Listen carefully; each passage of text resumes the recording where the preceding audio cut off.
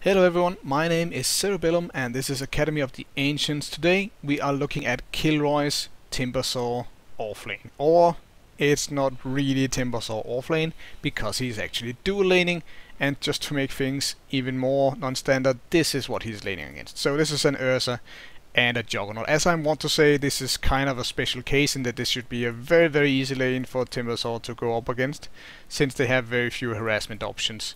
And since both of them don't think they're doing support, like you have seen in some very high level games, namely DK liked to run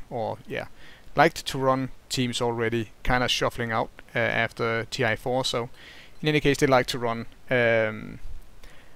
support Juggernaut at TI4, but that's probably not what we're seeing here. Certainly not judging from his starting items. This is not these are not support builds, so yeah, this is going to be a very easy lane for him, but I'm going to talk a little bit about how this lane would differ quite drastically from what you would expect to see at a higher level game, and why that's a bit of a problem for newer players, or not newer players, but lower level players. Let's put it like that. In the gameplay they're going to see at this level is going to differ vastly from what they're going to see even at my level. I'm at around 3k MMR right now. I'm maybe a bit higher. I don't play very much ranked, but I play a lot with my team. So so yeah, even at that level you would expect some pretty at the level I play at, you see some pretty competent tri lanes. You see some pretty standard stuff that looks a lot more like what the pros are doing than what's happening in these games. Shall we put it like that? So in any case, his starting build here is pretty much what I would recommend. Certainly for this level of play, this is fine. Stout shield, a bunch of regen. The clarity for a melee hero, it can be cancelled a lot. You don't run into situations if you have to be defensive where your Timber Chain just eats up all your mana and you have to use that to escape so much that you don't have any mana. Since you have it's only 60 mana. It does increase a bit in mana cost, but you know, so does your mana pool with levels. And you know, I don't think the clarity is probably the only thing I would say. You could maybe just buy another Ironwood branch, or maybe splurge out and get 8 tangos. You can do a lot with 8 tangos in your offlanes these days. I like that a lot. Just bringing out a ton of health regen, I think is pretty good these days. But this isn't very bad at all. For the starting point, you should almost always take Timber Chain or Reactive Armor. The one situation where I could think you would take Whirling Death is if you are like put in a solo lane against another strength hero. Like say your team is running an aggro tri lane and you end up being a solo Timbersaw against a Tidehunter or another strength hero. A strength melee hero especially, where you can easily land the Whirling Death. Not that there's many ranged strength heroes, but you get the idea. The Whirling Death, because it takes it takes stats away from your opponents for 7 seconds, and it's the primary stat. Then of course it's better against strength heroes, because that means effectively they lose HP for it, and quite a lot of it actually, so quite good at that. Early on you'll want to put 1 point into Whirling Death, many points into Timber Chain, and max 2 into Reactive Armor, pretty much minimum 1. So at level 5 we're looking at probably 1-3-1. But you know, or 1-2-2 is also fine. Pretty much always take Chakram at level 6. It's a fantastic ability. It does a lot of damage. Yeah, so it does 100 pure damage in the pass-through, and then it does yeah, and basically that's all you need for it to be worth it. That's 100 mana for 200 pure damage. He's really efficient mana-wise, but he's also really mana-hungry, this guy. So you pretty much always go into Arcane Boots. See, he already queued it up. I like this a lot. This is very good from a newer player. Just using this to just keep your items easy to buy, so you don't spend a lot of time using the shop and stuff like that. A lot of lower level players won't do that. Spend far too long finding the item they need to buy and actually getting it purchased. But pretty much always you go Arcane Boots into a Bloodstone. Bloodstone, pretty much a fantastic item on Timbersaw. Gonna switch it over to the player perspective here, and we're gonna see how he does in lane. He's gonna be joined by the Bat Rider we see in Lady's Ray over here right away. And then the only major flaw here in the early game I noticed was his last hitting is honestly pretty spotty. Now here we see the creeps manage to make their way on the tower, and here we should pick up at least a few last hits, I think. And he doesn't manage to get any of them, so that scenario definitely work on. Should have definitely picked off 1 or 2 last hits right there. But now they have a ranged hero in lane, and they're up against 2 melees. They really can't afford to trade hits with this Bat Rider, especially not when there's a Timbersaw. And this is alright. When you're in a dual lane like this, and a dual lane where you feel like you can fight, specking like this rather than putting points in reactive armor makes a ton of sense. I might even skip reactive armor early on and just max out the offense in a dual lane here. Again, one of those points where lower level gameplay differs vastly from even like mediocre level gameplay, and there's definitely a big hump for lower level players to kind of make that transition. Where in this case here we can see some very nice body blocking here, definitely some very productive, very much effective aggression going on here, and this is not something you would see even in a 3K MMR game, that you would have this dual melee lane up against this other dual lane, and there being this effective off-lane aggression that isn't from an aggro tri-lane. It's just not really done. Like, theoretically you could see it, but it's just not. It's just so odd. And getting this good a lane is also, you know, it's not very common. Like, normally people will actually get more standard heroes. So we see he still, I think he still doesn't have, he has 5 blast hits. This display down here is pretty broken in replays, unfortunately, so he's actually doing pretty good with last hits, I think. Let me just sort this. There we go. So he's doing pretty good for an offlaner. It should, like, in theory this lane should favor their opponents a little bit more if you don't take account the hero choices they have there. Now, one thing you wanna be a little careful with how much you engage as Timbersaw, because we can see these engagements have taken a heavy toll on his mana pool, and he's actually quite comparable to a support in that sense that his mana pool is very critical to his offensive potential.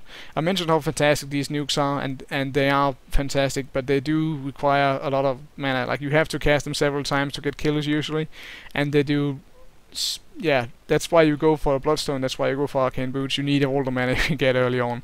It's also why he's a good pairing with Crystal Maiden or, say, Outworld Devourer. Essence Aura, since he spams so many spells, can be quite a boon in terms of how much you can do in engagements, because you can just keep going, even if you get, like, shut down in lane. And now he was in the mail. This is one of the first requests that I had in a while, but in the mail, this Killroy here was very happy with how the laning stage went, and I can see why when they open up with just killing both of their opponents here. But he wasn't very happy with what he managed to get done in the mid game, so we're just gonna watch what we can improve on here in the laning stage. So obviously his last hits aren't fantastic here, but with how odd this lane is, it's honestly hard for me to make much of a comment on it here. The Bat Rider is disrupting his farm a lot, and you know, they are focusing a lot on getting kills, and they are getting kills, so their net worth about now is probably near the top, just because they've gotten kills. And I think they got the first blood as well. Yeah, of mid-board aggression. And this kind of aggression, you know, that's honestly not super good. Nothing I'm too happy about. But luckily for them, the opponents, they hang out. So since they hang out, they can get nuked down.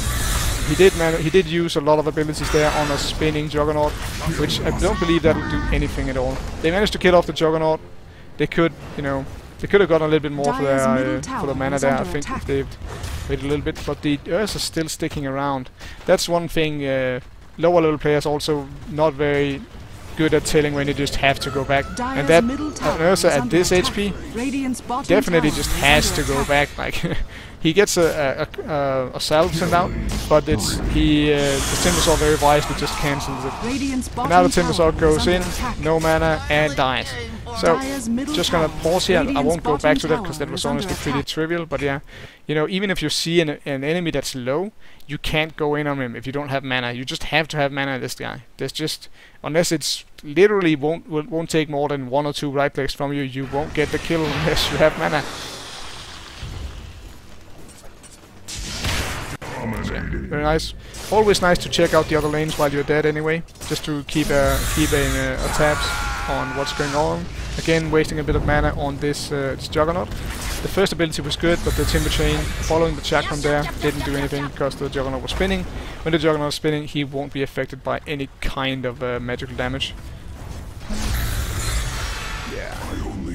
So, the aggression absolutely paying off here. They're doing a lot of damage to him. Could have avoided that one death, but so far it's going very nicely for him.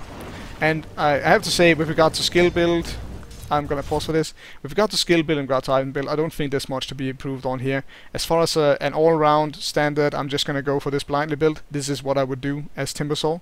4 points in Timber Chain, maxing that early. Again, the range is super important, and the damage also increases nicely. And even though the damage, even though the mana cost scales quite a little bit drastically, well, not a little bit drastically, it just get a little bit worse. It's still fine for the cost, and it is a major damage dealer. Don't make any mistake about that. 220 pure damage. I hate that this just fades out by itself. 220 pure damage every 4 seconds is a major deal in team fights. So this is, I think, is pretty much perfect by level 8. And I think, you know, going in for the arcane boots, picking up the ring of health just because it's a bit more handy. You can get it from the side shop. I think it's pretty perfect. If he had room for it, maybe he could have swung down to here. If there was like if they was all pushed and they didn't have an opening to kill anyone, then you could have maybe gotten the void stone instead. But that's some very minor thing. Again, just going into arcane boots, then going into a perseverance, then finishing up your bloodstone is pretty much what I would recommend anyone trying to learn this hero to do.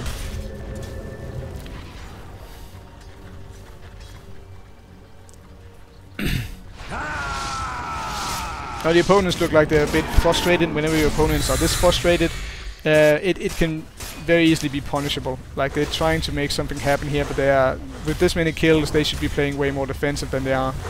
It's like when you're, it's like they're refusing to acknowledge that they are in fact doing pretty badly. They're gonna get a very easy kill here. Oh, okay, the Juggernaut got his ulti at a bad time there, and Timbersaw, again we can see the one of the things he really doesn't like. Of course he doesn't like silences, like any heavy caster, he really doesn't like silences, and yeah, the heavy nukes is also something that could be really bad for. Bad Rider, not expecting his opponents, and not really thinking perhaps he's used to having some backup in the Timbersaw, and just, you know, managed to die there, but they're still very much ahead. Just take a look here, yeah, definitely ahead, but not unrecoverably ahead at the moment. It's a good advantage. Again, need to...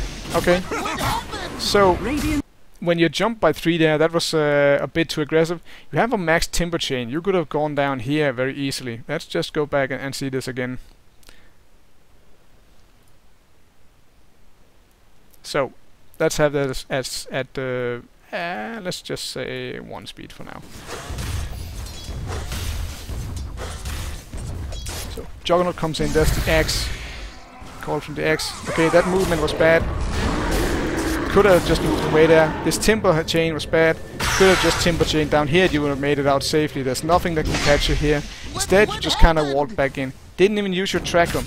Maybe if you'd gotten your chakram off, this Juggernaut sitting at 240 health, maybe if you got the chakram off, you could have, you know, taken off enough health to just get him killed, really. Yeah. So, let's throw it up to 2 again. Yeah, again, even when you're ahead, respect your opponents. It's always a little bit better to just play it a little bit more safe if you're not totally sure you can take out the situation. Certainly when you're learning a hero, I would recommend you playing a little bit more defensive. Middle tower has fallen. He does have a few Timbersaw games clocked. I think he has about 8. I remember when he was so far. Living a Timber Chain, not good of course, but yeah. There we go. Maybe should have slowed that down, but they managed to get a lot of kills. Triggering the Apophis Shield there doesn't do you any favors, but now at least you're safe, even if the Bad Rider had to die for it. Yeah, and now it's just about not giving the enemies too much return. I actually like this quite a bit. So he can see all the enemies are occupied down here because they just killed a bunch, and the rest are fighting down here. He still has enough. He had enough. Okay, so he kept enough mana up for a Timber Chain, and I would like this very much. But he does get the tower, else there was a little bit of a danger of someone TPing in on him there. So maybe, you know, risky strat there, but getting the tower is a big deal, so good job on that.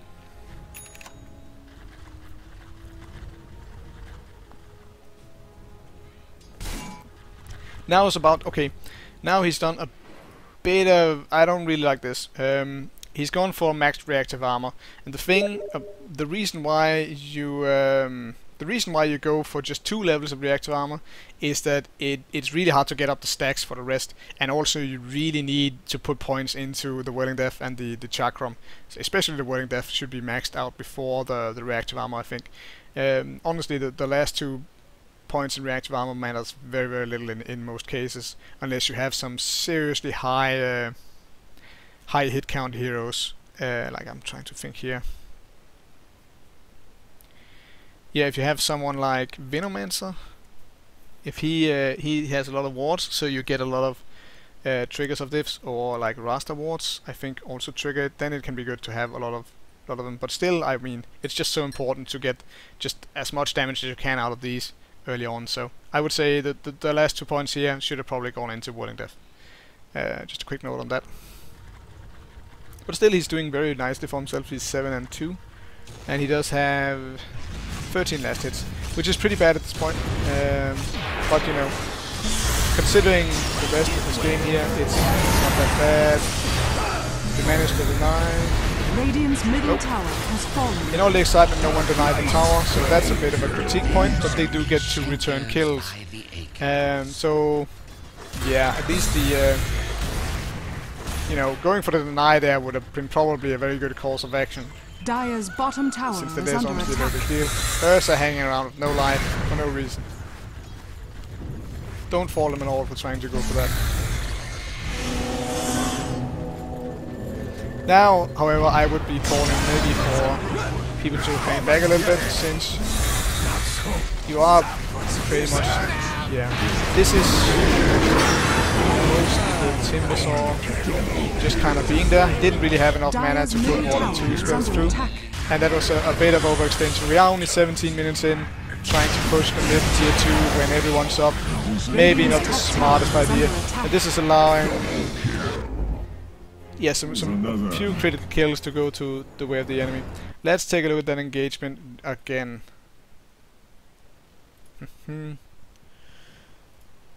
And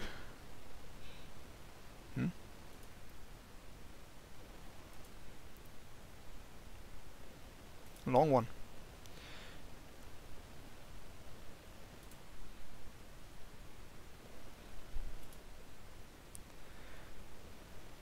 So let's see here.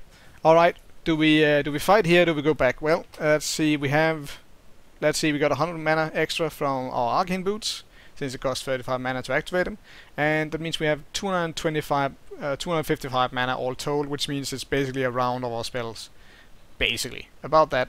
And that's, you know, that's okay, but we really would want a lot more mana. So maybe we should just call for a back, because, well, we have another set of mana boots, but that's about it.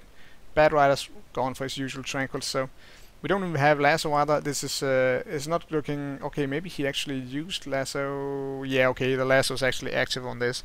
A lot of when I use this back thing, a lot of the effects will get screwed up, unfortunately. But this is another case of mind your mana pool, and I think, you know, go back, farm up your bloodstone is the correct thing to do here. And it's only really if the rest of your team is really good for fighting that it's really the right call to fight here.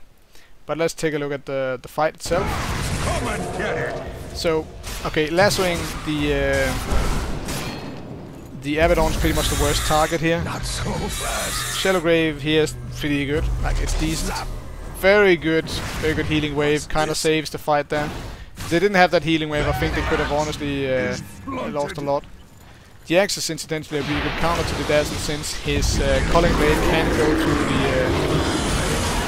through the Shadowgrave. Here the Timbersaw is going to fight the dust, thanks to a lot of burst damage from Ursa and the Jakiro's ice path here. And they're going to lose the, I think they are most certainly going to lose the Necro as well. No, okay. Good heal coming in there, but probably the damage over time is going to be too much. Under attack. Yeah. Jakiro, I don't agree with his skill build. This ability, the Liquid Fire, is honestly a lot better with levels. But it's decent as is. But it's, you know, it just gets massively better with levels. It isn't like Timbersaw where you get just standard. Things get a bit better with every level. It ends up, I have to say, it ends up working out for them here. Just because, yeah, these guys overcommit. They should have backed a lot before this, and they wouldn't have lost those two. If they had gotten an even trade here, just killed the Timbersaw and the Necro for 2, I think that would have been very good for them, but now it turns out very bad for them because they stay too long, chase too far. So we're back on ×2, and we're gonna see what this Timbersaw tries to do. We see Timbersaw, like that fight was almost certainly pretty good for his team, but his item progression isn't doing super hot. Should have taken the last hit. Very bad mistake not getting it.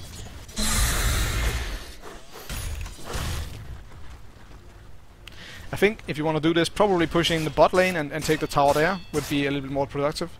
And I don't really know what he's doing here. He can't really hope to achieve super much by this. Yeah. You can also jungle really fast the Timbersaw, so that would be something. And try to time your ability so they actually grab last hits. The Chakram there didn't grab anything. And now you're just 2 guys trying to push a tier 2 mid. This should be punished. But they pull back at a decent time, and maybe they just end up distracting the enemies. Gets his point booster. Make a regen. Should use his. Okay, could have used Timber Chain for free there.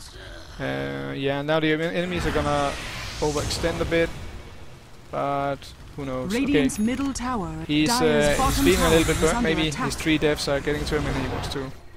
So yeah, Bad Rider using his lasso at a very bad time there. Top tower is under attack. Yeah.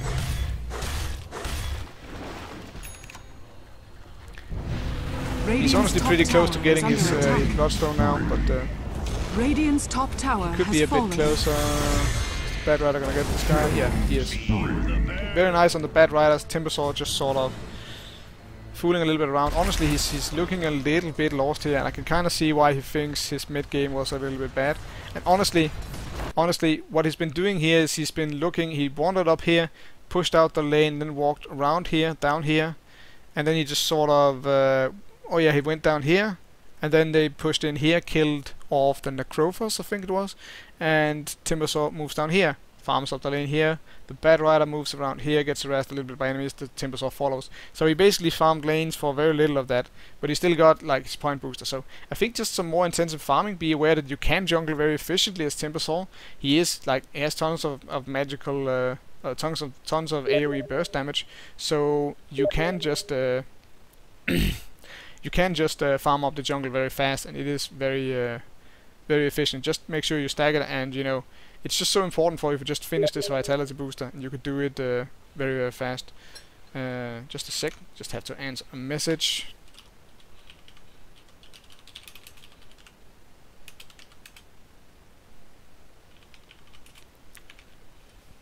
Okay, so yeah, I think just tunnel visioning a little bit harder, focusing a little bit more on getting this Bloodstone finished would be very productive, especially when your team is willing to take objectives. Is under attack. A bit of an engagement here. Radiant's top tower is under attack. Dire's That middle comes back tower up, is under almost attack. spin. They can turn this very easily. Radiant's top tower is under attack. Abaddon. Radiant's top tower Okay, is very under nicely attack. done, very nicely done. They do pay for it with the Necrophos somewhere, and the Ursa is taking Dire's the bottom tower. Dire's bottom tower. Roshan. When you're playing against an Ursa, always very important to get a ward around the Roshan here. Here I'm looking like you, Dazzle. Should have probably had a ward around the Roche Pit. When you're 20 minutes in against an Ursa, a little amazed it hasn't been taken before this. So, a bit more kills. Certainly got the Bloodstone now. Very good for our Timbersaw. Very nicely engaged there. Honestly, just a very good feel out. Roshan has fallen to the dive. They get a minor trade in Dire's getting bottom tower is under attack. Roshan there, yeah. Honestly, the Abaddon shouldn't have engaged this far. He should have just made it out sooner, I think. What the devil is he doing with this thing? Really don't like this. Well, they might get the Ursa somehow off of it. But that was honestly, why wouldn't you take it over here? Maybe it was already out there. I'm not gonna Yeah, okay, they managed to get those. Yeah, needs to pick up the boots for the disassemble. But yeah, very nicely done. Very good item progression. And now that he's putting points in the Whirling Death, of course his skill points are looking very good. Yeah, I don't know if you're looking to fight here. The Sven is also looking a bit low. And chasing around an Abaddon. I don't know if this is going to work out super well. Get some. X. Okay, X misjudged health a little Dire's bit, but you are top tower still... is Yeah. under attack. So, it took too long for them, but yeah, you did go in with just a Sven. Got too much separated, tunnel vision, a little too hard. On a very difficult kill in the Dire's Abaddon. top tower is under attack. Was that a buyback or did he just respawn really fast? Looks like he just respawned really fast. Yeah, the Bloodstone doing a bit of work there, of course. Structures are fortified. But now, with a ton of mana regen from the Bloodstone, you can be a lot more Dire's generous top with tower your is mana under for attack. actually last hitting. You should actually, Radiant's when you don't have your bottom Bloodstone tower is finished, under I would attack. recommend keeping your mana pool rather free for fighting and just Dire's using, middle you know, tower is under attack. just using a few sparse abilities, especially your Radiant's bottom tower Timber is Chain under attack. for a few when you can grab multiple last hits. Radiant's bottom tower is under attack.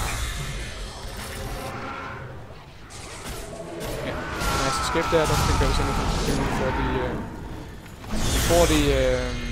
for the Necrophos there. So nicely played.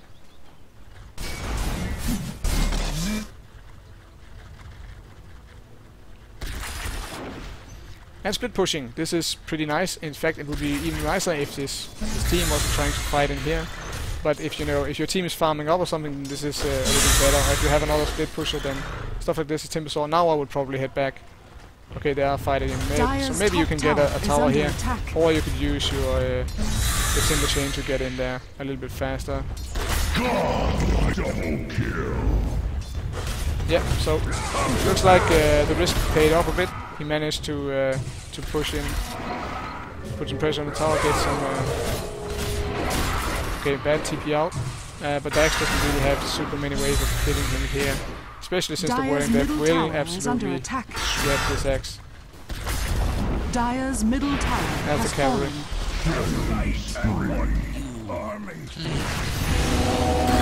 Yeah, the axe just shouldn't have gone for that. Like under the tower, Dire's sure, top tower chase him is away from the under tower, attack. but going further than that, Dire's yeah, top tower has fallen.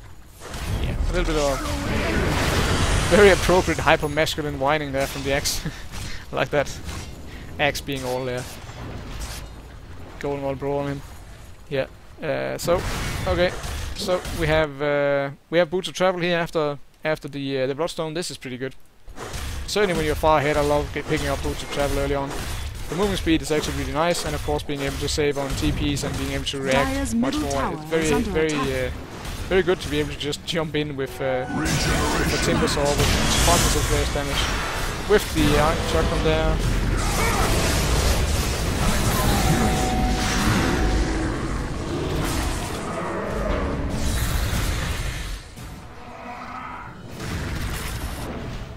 Right, I thought maybe he wanted to turn there. Honestly, he could maybe have turned, tried to make something happen, but he does make it out, so that ends up being good. But he honestly could have maybe turned that around and got some kills, because there was a few opponents Radiant's that were bottom below tower like is around the under third attack. health. And if you can just do a turnaround Timbersaw, you can burst out a lot of damage. Like his full burst here is see 180 times 2.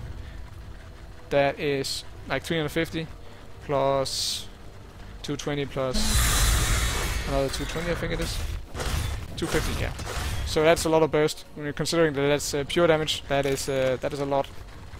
Now it goes into Shiver's Guard. This is again really good item progression. Shiver's Guard combos really well with the Timber Chain because you can just kind of paint an area in the frost Dire's bottom area. tower is under Guard. attack. Now drawing the enemies back. Stayed here a little bit too long, but Dire's bottom looks like tower he's just is wants under to attack. yeah. The Dukes, as he is wont to say.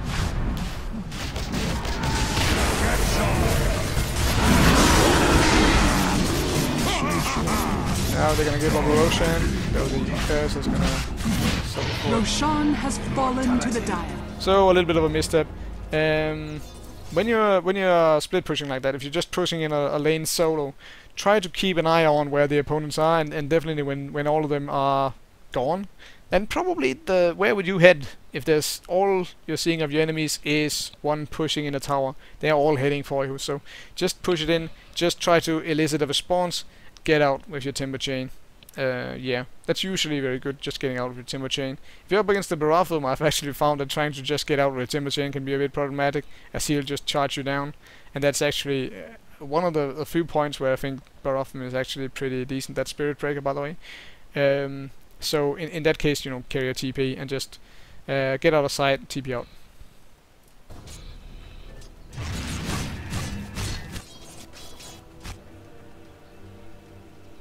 A little bit of a pause. Let's just get through this. Oh. Okay, a bit of pause wars.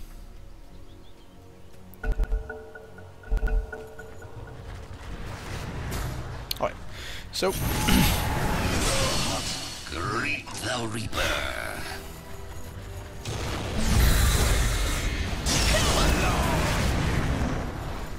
So we see he's actually died quite a bit with the Bloodstone, since he's actually down to 4 charges now. Should probably play a little bit less aggressive.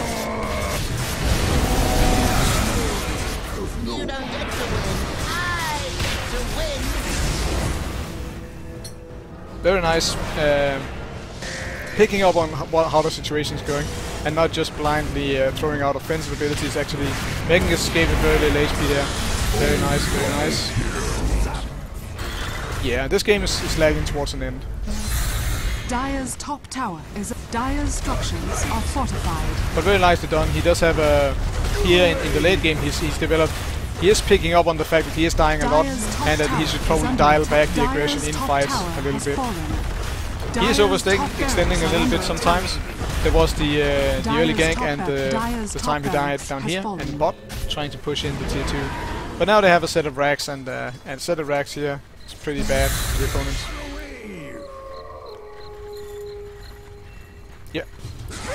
Always good picking up the biggest item of the recipe first. Or as a rule of thumb, picking up the biggest item of any recipe first is a good thing to do. And here it's the Mystic Staff for the Shiva's Guard. It's going to be the hardest one to farm up, and if you end up in a situation where you can just scrape a little bit of farm in, but not more, then it's a lot easier to finish it up if you just need... okay, he actually switches over to a Sheep Stick, also like that, also pretty good. For some reason the Bad Rider went for Shiva's Guard. I've never seen that before. I think that's pretty bad. Dire's bottom tower has fallen. But yeah, this game is ending pretty rapidly. Of course, one thing you want to avoid now is engaging one at a time, which just happened, and the Timbersaw just decides to GTFO, and can't blame him here. That was really bad, really bad. Just letting them kill the Sven there, but probably Sven hadn't picked up on the Timbersaw going shopping, and you know, pretty much only the Dazzle being there to back him up. Which, in a lot of situations, is a lot, but it isn't when you're pushing in high. Bad Rider just put the Wild King up here. There it comes. The Flame Break just pushed the Wild King out on the high ground. That's a bit funny. Timbersaw messing around a little bit here. I will not forget this.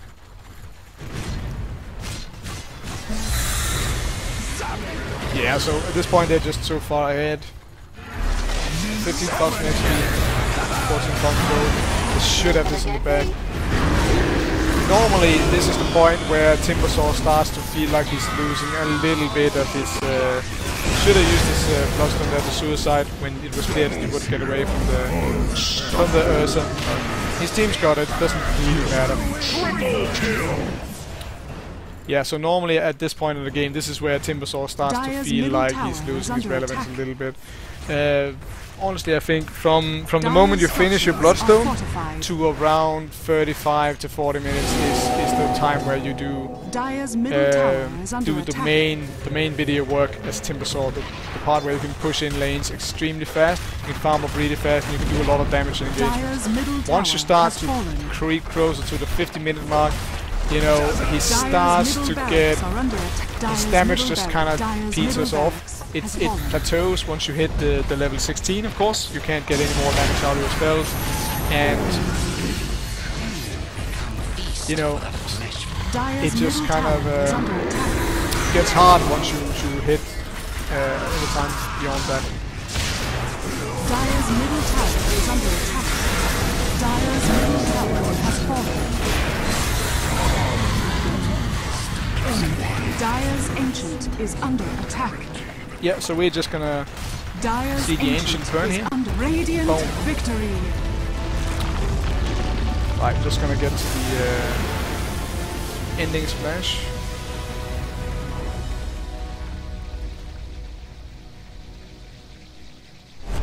Boom. Alright, so just to recap, we had a bit of a special laning phase. Progressing forward, I would not expect a lane like Juggernaut Ursa to be the norm for what you would face with a Timbersaw, and laning with a Bat Rider also kind of strange. So with that said, they should win that lane. Timbersaw's fantastic against melee heroes, even if they aren't strength, just because you can hit your abilities quite easy. They open up quite easy for it. Bat Rider isn't the best guy to set up for kills with, but you made it work out pretty well, and you certainly won that lane. Normally I would expect you to not have as much success with aggression, and I would put more of an emphasis on actually getting last hits, because that I saw a few instances there where you could definitely have picked up some more last hits. Your skill build was most of the way fine. I think picking up the last levels of reactive armor was not that good. Should probably max out your nukes earlier on, and generally, you know, it's just hard to get up to those 12 and 16 stacks of reactive armor in cases where it really matters, and just getting the 2 points and being able to go up to 8 is all you can really use stably in lane without, you know, hurting your damage output in the mid game too much. In general, in the mid game, look to be a little bit more aggressive in farming up your Bloodstone when you can't just join fights that your teammates want to pick up. Generally, you just use your mana too fast before you get your Bloodstone to be super aggressive. But if you can finish up an early Bloodstone and just kind of snowball with that, you can start to be a really big force in the game. So just, if you're lacking something to do, don't be afraid to go into the jungle, just stack up a camp, wipe it out with your abilities, and, you know, just get the last bit of your Bloodstone, especially if you finish up a pretty early Perseverance like you do here. I like your item choices really well. I think going Arcanes into Bloodstone, as I mentioned, was really good. I think your starting items, going with a Stout Shield from the start and a good bit of regen and the Clarity, is pretty good. Certainly something you can keep doing for a long while on this hero, even as you progress up the skills. It mainly is, you know, your choices in the mid game a little bit, and, you know, you should prepare to be doing other stuff as the offlane, especially if you have to solo offlane against the dual or tri-lane. Then the level of aggression we saw here will not pan out. I can almost guarantee you will not, more often than not pan out. So it's unfortunate that there's such a big difference between how the lanes look and work, how the dynamics are at this level, and even going up to like the just above average level, because it does create this really big hump for players to come over, and it is just, you know, it is only the guys who actually read up or watch guides like this that have much of a chance of figuring out efficiently how to transition, because there is a very real transition from going from these very much aggro oriented lanes where one part is clearly outmatched to these much more much more what can I eke out, and how can I prevent myself being killed as a solo offlaner and stuff like that. That is more prevalent, even if you go up to like the 3k MMRs.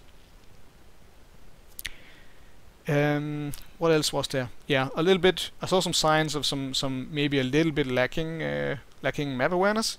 We had a few times where you were caught out. You did some risky tower pushing. One time it panned out with the tier 1 up top while they were engaged, and also the tier 2 up top. I believe you pressured while your team was engaged in a fight. You could very much argue that most cases you should probably just join the fight. Timbersaw's fantastic in fights.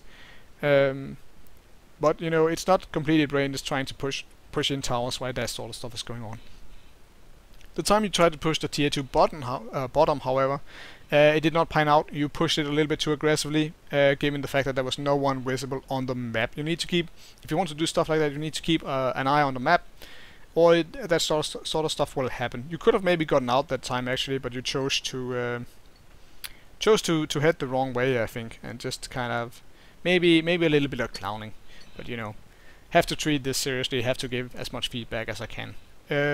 So yeah, I think that's about what I have for this replay. I hope you've enjoyed it. Normally I wouldn't feature as convincing a win as this one. It was pretty one-sided if you look at the experience graph. I don't know if we can here. Yeah, we can. It's pretty much just, yeah, there's a little bit of a dip. I think this is probably the Roshan fight, and yeah, another fight that kind of went a little bit badly. But this was a very one-sided win, a pretty one-sided win. Normally I want a loss or at least a close victory. That shouldn't have been as close as it was. But this was pretty textbook. The opponents were having bad lanes, they got outlaned massively, and from there the teams just kind of capitalized on that. Not too much to say on that, but yeah, I hope there was some specifics about Timbersaw's play that at least you could make something of. I decided to make it to do this one despite it not being very close, just because I haven't had a request sent in to my mail. The details will be in the description for the video in a long time, so I just decided to do it anyway. Regardless, I hope you found something to enjoy here and maybe even learn some stuff. So yeah, if you enjoyed it, please like and subscribe, and I will be back soonish, hopefully. Ciao.